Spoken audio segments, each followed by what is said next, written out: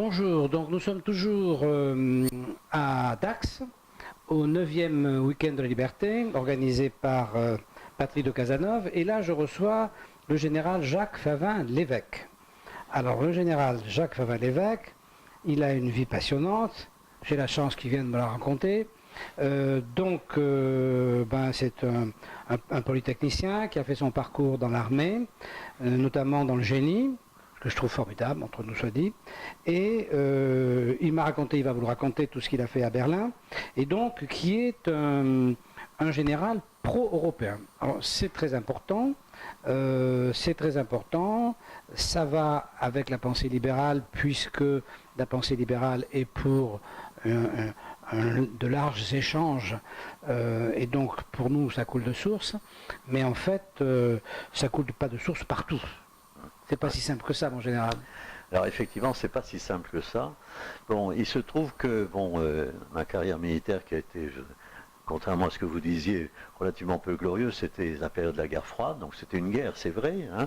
Bon, toujours est-il que donc ça m'a énormément motivé pour les questions européennes. Bon, et cette Europe qui est en train de se construire, sur lesquelles on fait beaucoup de critiques, notamment de cette Europe ultralibérale, disent certains, ce qui signifie rien du reste. Hein. Bon, ultralibérale.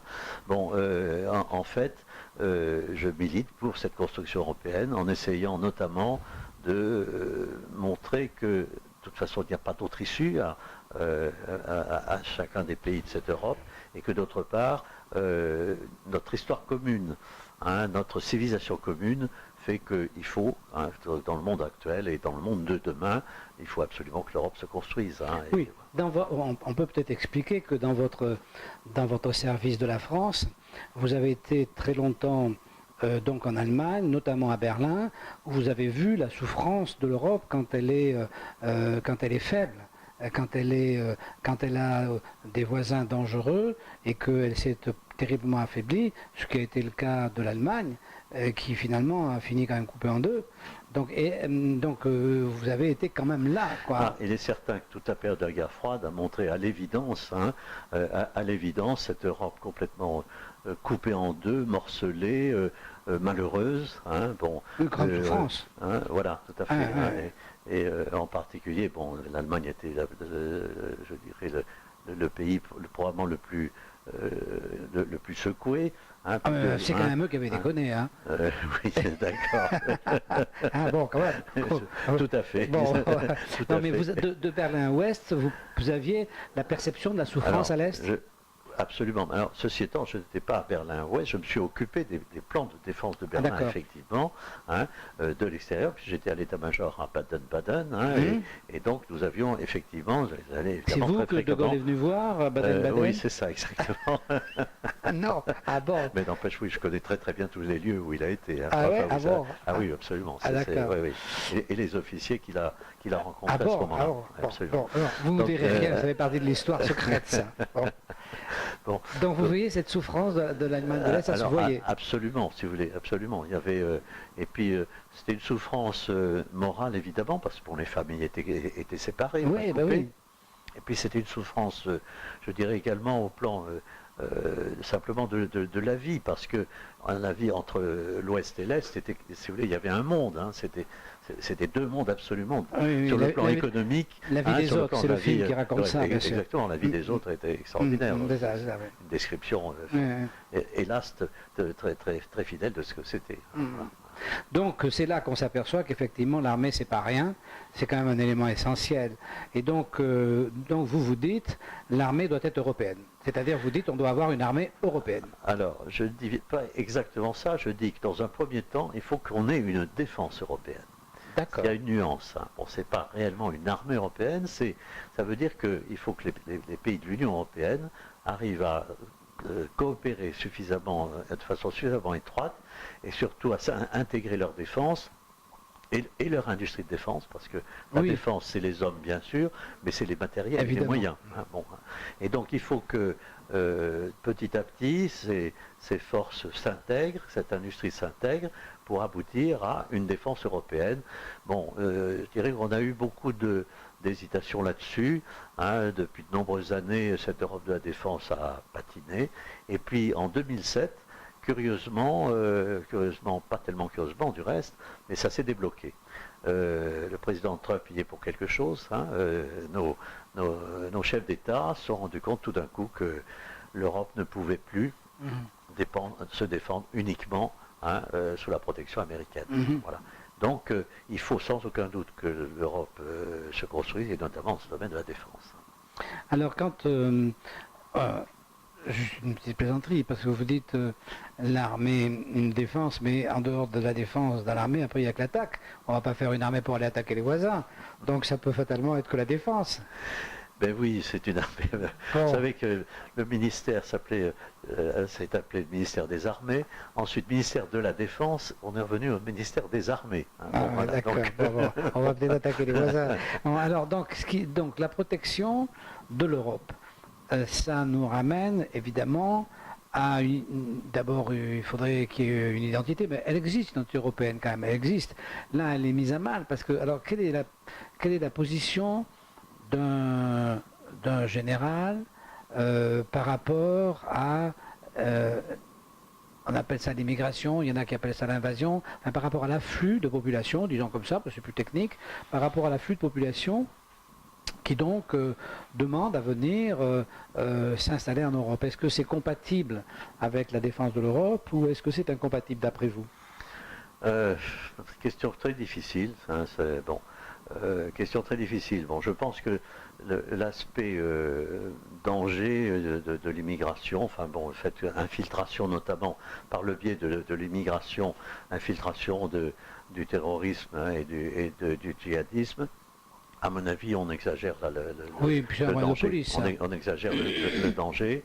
Bon, en revanche, il faut reconnaître que bon, une défense européenne, c'est la défense de l'Europe telle qu'elle existe, telle que son histoire l'a faite, telle que sa civilisation l'a faite. Hein, et si cette civilisation change complètement de nature, hein, il est certain que ça aura des conséquences sur la défense. Hein. Bon, on peut pas. Oui. Voilà. On a une Europe chrétienne. Avec des... On a eu tout à l'heure... Tradition chrétienne. Oui, de tradition chrétienne. Mais on a eu tout à l'heure un monsieur, vous n'étiez pas là quand je pense que vous n'étiez pas encore arrivé, qui s'appelle, je vais vous dire son nom, c'est un professeur d'Angers, il s'appelle le professeur... et ben voilà, j'ai pas son nom. Non, j'ai pas son nom. Bon. Enfin, ce monsieur, donc, nous a expliqué d'une manière très convaincante le poids de la culture sur l'économie. C'est-à-dire que ce qu'on croit être une pensée libre est la plupart du temps la pensée d'une culture qui nous occupe, même quand elle croit qu'elle ne nous occupe pas. Et donc, il dit qu'une pensée génère fatalement qu'une culture génère fatalement une société et qu'on ne peut pas changer de culture sans changer de société. Et que donc, son explication qui était très intéressante pose effectivement le problème effectivement de l'intégration. C'est-à-dire qu'on ne peut pas avoir, sinon on a une société qui va se couper en deux, on ne peut pas avoir deux, c'est-à-dire qu'on ne peut pas avoir une même société avec deux croyances. Oui, voilà. Donc c'est un problème qui est mécanique, qui n'est même pas un problème sans, si vous voulez, donner de valeur plus à l'une croyance qu'à l'autre. C'est un problème technique.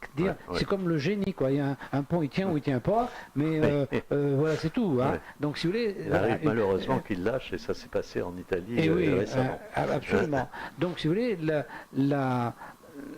ça pose vraiment la question. Et donc, effectivement, dans ce cas-là, l'armée a-t-elle une défense strictement physique, c'est-à-dire on défend l'homme et le territoire, ou est-ce qu'on défend aussi la culture, sachant que si la culture change, l'homme change, et c'est compliqué ça aussi, non? Oui, c'est très compliqué. Alors bien sûr, enfin, si vous voulez, Mais la mission d'une on armée, c'est réfléchit à tout d'abord... ça dans l'armée. Oui, oui, absolument. Hein. Notamment à l'école de guerre. Hein. C'est l'objet, si vous voulez, des réflexions des officiers qui sont en stage à l'école de guerre, notamment. Hein. Hein. Bon, il est certain que la mission première d'une armée, c'est quand même d'assumer la défense du territoire hein, et des hommes qui occupent le territoire, mais c'est également la défense des valeurs. Hein. Bon, et à l'heure actuelle, Ah, oui. hein, si vous voulez, l'armée française et globalement les armées européennes hein, se battent pour les valeurs de la démocratie, les valeurs, si vous voulez, qui sont en vigueur dans les pays d'Europe. Hein, Ah, mais je crois sur les qu'on droits peut de dire, l'homme, sur les droits de l'homme, ouais. sur le, enfin, etc. On peut dire Voilà. avec vous, objectivement, qu'il y a des valeurs communes en Europe. Ah, Tous les bah, pays d'Europe absolument. ont des valeurs Oui, communes. absolument. Même Oui, s'ils ont oui. une manière différente de les mettre en œuvre, Oui, oui. ils ont tous, on l'a bien Oui. vu avec la Grèce qui finalement n'est pas partie et qui finalement, oui, mais c'est évident. Oui, ouais. tout à fait. Oui, donc, Ouais. oui, mais moi je pense qu'il y a une logique.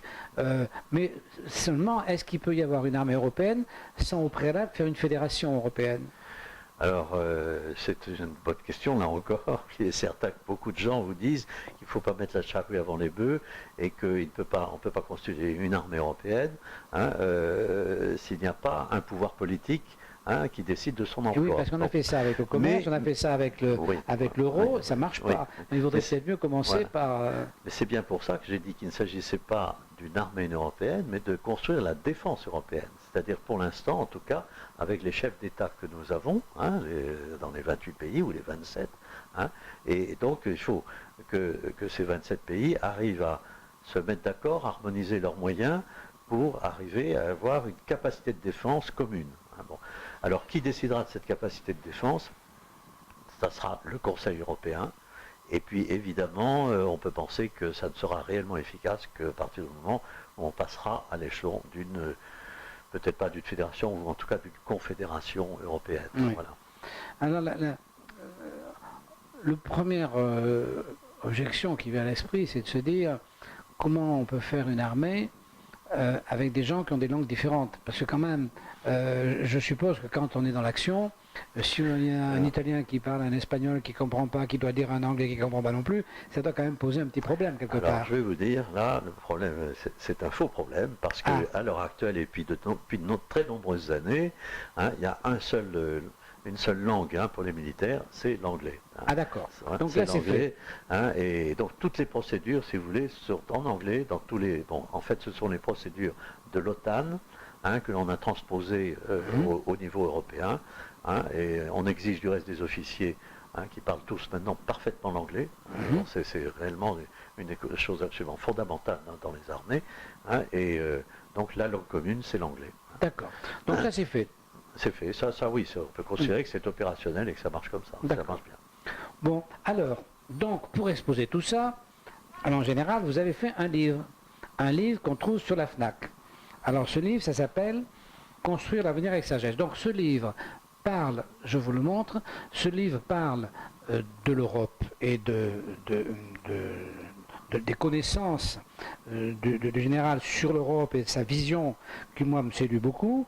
Et il est précédé d'une partie qui est humaniste, qui parle de sociologie, qui fait un peu le bilan de ce qu'est la France ou de ce que vous souhaiteriez qu'elle soit. Voilà. Absolument. Ouais, Alors, mais il y a du boulot là. Oui, il y a du boulot, c'est peut-être rêvé. Bon, mais je pense, si vous voulez, quand on prend un peu de recul en regardant la vie de notre pays, notamment, du reste de l'ensemble de la civilisation de nos sociétés en Europe, hein, on voit une agitation, si vous voulez, des gens qui finalement, à la limite, n'ont même plus le temps de réfléchir. Hein, on parle, on s'agite, on réagit très vite. Hein, c'est un rythme de vie extrêmement rapide. Et je dirais que la réflexion, le bon sens, font parfois défaut. Hein. Bon, voilà. Ils font défaut dans l'écume des vagues, parce que tout ça, toute cette excitation, elle n'est pas... ça dure 24 heures. Parce que moi, je ne suis pas complètement d'accord avec vous. Je pense que les gens continuent à réfléchir. Il y a... il y a vraiment une césure qui s'est faite entre ceux qui réfléchissent et ceux qui ont décidé de ne pas réfléchir, et puis de se jeter à corps perdu dans l'excitation, l'énervement. Bon. Mais ceux-là, de toute façon, ils n'ont jamais réfléchi. Alors là, ils ont davantage de jouer, donc ils s'amusent. Ils ont, si vous voulez, c'est comme les enfants. Vous savez, il y a des enfants, on les met dans un parc, ils restent assis, puis il y en a d'autres, ils envoient tout en l'air. Bon, là, il y a plein de trucs à envoyer en l'air, ils l'envoient en l'air, mais les autres restent assis. Moi, je pense qu'il y a toujours des gens qui réfléchissent. Oui, enfin, on voit quand même dans notre société, notamment dans notre monde politique, dans le monde médiatique, une excitation, une agitation.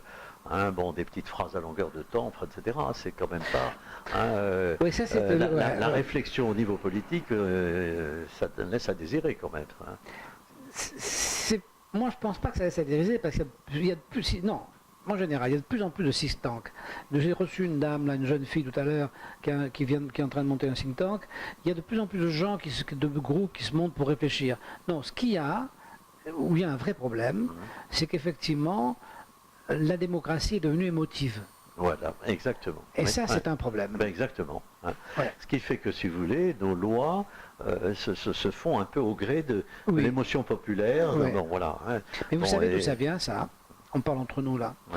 Moi, je pense que Mitterrand a fait une grosse erreur, non pas quand il a fait la décentralisation, parce que c'était bien, mais il a fait une erreur quand il a donner les sous en même temps que la décentralisation. C'est-à-dire, à une époque, c'était l'État qui dépensait l'argent. À une époque, dans le département, vous voulez dépenser quelque chose, il fallait demander au préfet, au directeur de la DDE, etc.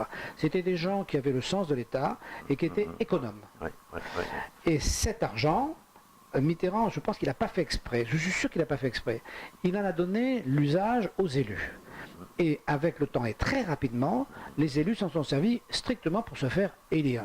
Et ils ont donc généré cette espèce d'excitation politique qui fait que selon celui qui est élu, on pense qu'on va avoir une partie du gâteau.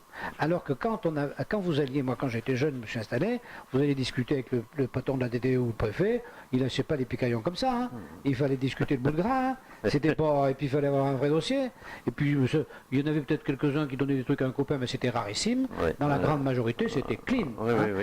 Et puis ça a foutu le temps. Et moi je pense que c'est le seul truc qu'a raté. Parce que si vous voulez, la décentralisation, il a fallu. On ne pouvait pas, parce que aussi gentil, enfin aussi zélé, parce que je n'étais pas gentil, mais aussi zélé qu'ils aient pu être, les préfets ne pouvaient pas tout voir. Il y avait trop de choses. Donc il y avait plein de choses qui étaient étouffées accidentellement. Si vous voulez, les préfets, c'était un petit peu comme l'énorme chien qui a 12 chevaux et qui en écrase 2 par hasard. Bon, donc il a bien fait. La décentralisation, c'est important.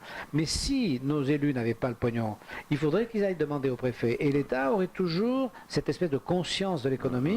Parce que l'argent, il y en a besoin peut-être, mais il faut y faire attention. Et moi, je pense que c'est là que ça s'est passé, de mon point de vue. Donc, si vous voulez, c'est un effet indirect, à mon avis. Voilà. On en parle comme ça entre nous, parce qu'on est là pour papoter. D'accord. Bon, alors c'est pas tout. Donc, voyez que Monsieur Fabien Lévesque est un général quand même extrêmement tolérant. Bon, c'est un général qui n'est pas comme un adjudant. Ce qui est normal d'ailleurs. C'est bien pour ça qu'il est général et pas adjudant. Les adjudants sont d'excellents hommes. Oui, ça ne pouvez pas dire le contraire. Alors, bon, en principe, on dit comme un adjudant, c'est pas fatalement un compliment. Bon, donc, je vous conseille d'acheter son livre que vous trouvez à la FNAC. Donc voilà. Et donc, demain, vous allez nous faire une conférence sur le sujet. Mais moi, je vais dormir parce que je connais tout par cœur maintenant. Non, vous ne connaissez pas par cœur. Non, j'ai beaucoup d'autres choses à vous dire. D'accord. Bien, moi, général, merci d'être venu. Écoutez, merci et puis, donc, merci à ceux qui nous écoutent et nous regardent. Et à bientôt. Au revoir.